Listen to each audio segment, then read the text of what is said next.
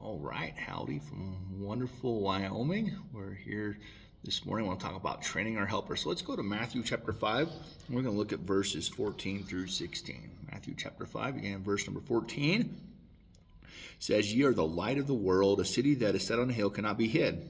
Neither do men light a candle and put it under a bushel, but on a candlestick, and it giveth light unto all that are in the house. Let your light so shine before men that they may see your good works and glorify your Father which is in heaven." And so, whether we realize it or not, we are training our helper all the time. They look at our lives, they look at what we do, how we teach, they see the results of that. And so they're always learning and seeing what we are doing. And so we're always teaching, and so we should make a conscious effort to teach them. And so it's always good to take time to explain to your helper what you do, why you do it, maybe some tips that would be helpful to them as they do some of the same things. You know, one of the things we have done is this training series. This training series is a series that we put our helpers through to help train them of what we do in ministry. So very laid out form of teaching them. But remember, most of your teaching doesn't happen in a book setting, but rather on a hands-on setting. And so that's why we love to get them into classrooms. We love to have them help be there, and they get to see everything firsthand. When there's situations, we have an opportunity. We try to work through those with the helper and say, okay, this was the situation. What could we have done on our side to help resolve this situation? Is there something we can do with seating? Is there something we can do with the scheduling of the class? And then, you know, how did we handle this situation when it did arise? And what could, did we do it right? Is there a better way to do it? Working through those things is a wonderful way to train and teach your assistants. And so love having helpers in the class. I think it's a wonderful place for people to serve and in an atmosphere where they have some direction. And this could be anybody of any age. Oftentimes, you know, somebody that wants to be in ministry but maybe doesn't have a lot of experience, we take them, allow them to be a helper in a class for a while to be able to teach them how we do each part of the class, from how to make a lesson to how to put together a schedule to how to do the salvation illustration and invitation and so on and so forth. And that takes practice and time. And so we are helping them to learn, to grow, and to know more about how to do ministry. And then another thing that is needful is to give your helper some responsibility. Now, they're not responsible for the class.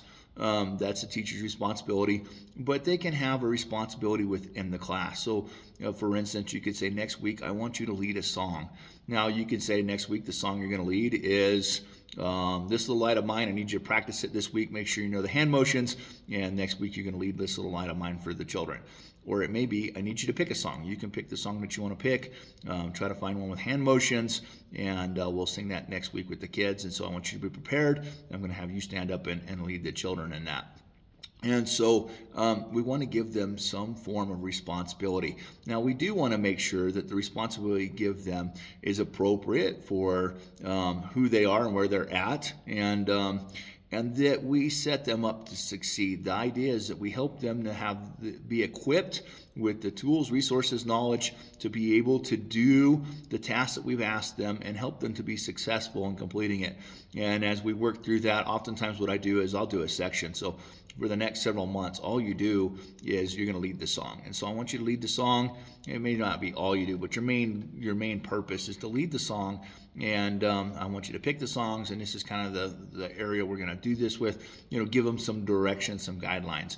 And then, just making sure that they succeed with that. And if they're not succeeding, helping them to figure out what it is that's the hang up and helping them work through that. It's good to help them, but we're not there to micromanage them. And so we want to give them a clearly defined task, make sure they have the resources to be able to succeed in that task.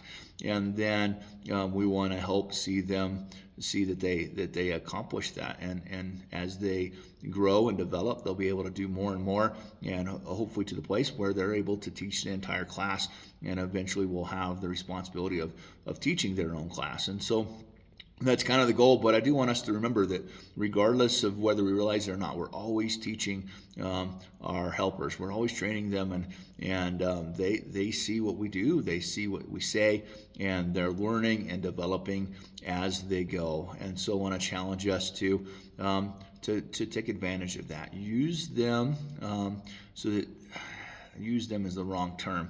We want to help them to reach the potential that they can. We want to help them to serve the Lord with the abilities He's given them, and we want them to help. We want to help to grow their abilities to the place where we ultimately replace ourselves. As a teacher, we should be looking to replace ourselves, that we would train others with the skills and resources that we have, so that one day they can take over and do what we do. And when I say one day, I'm talking, usually our teenagers, it's a couple years. Program we work through, it's a little bit slower with an adult. It may be 6 months to a year, where we could take somebody at zero and get them to a place where we're comfortable giving them a class and turning them loose. Oftentimes with teachers with more experience, it's even quicker. And so, but it is good that they understand what your ministry is, how your ministry works, what you expect in your ministry.